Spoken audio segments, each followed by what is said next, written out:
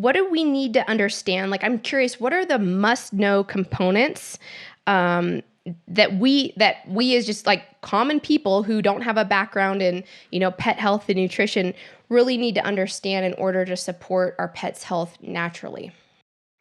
So I think one of the things you can do, and there's a raging debate. I should back up and say that there's a raging debate about raw food being the only way to go, and that's what you'll hear from most holistic veterinarians. The problem is that dogs and cats in the United States already eat almost 30% of the animal proteins that are produced here. And this is a huge problem from a sustainability standpoint. The the other thing is that I would argue that dogs evolved with us, and then we were cooking 30,000 years ago.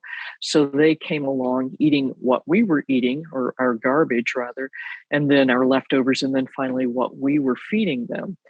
So that is important to remember. There's a lot of the raw folks that'll say, dogs can't digest carbohydrates. Well, they can. They don't have salivary amylase because they gulp their food, but they do have pancreatic amylase to digest the starches. And Hio wants to come help. Oh, Um, hi.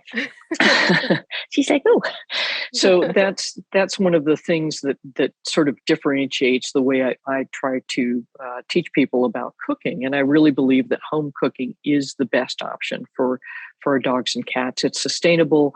It's already sort of pre-digested, if you will, so that it's presented to the pet's digestive system in a way that's really easy to further break down and assimilate. So it's just been it's made a super big change. But if you're looking at a bag of pet food, start reading. And what you're going to see is maybe meat's the first, but maybe it's the third ingredient. And likely what you'll see is a carbohydrate, some meat, carbohydrate, meat, carbohydrate, and so on and so forth. And that's how you can recognize that the food is super high in carbohydrates.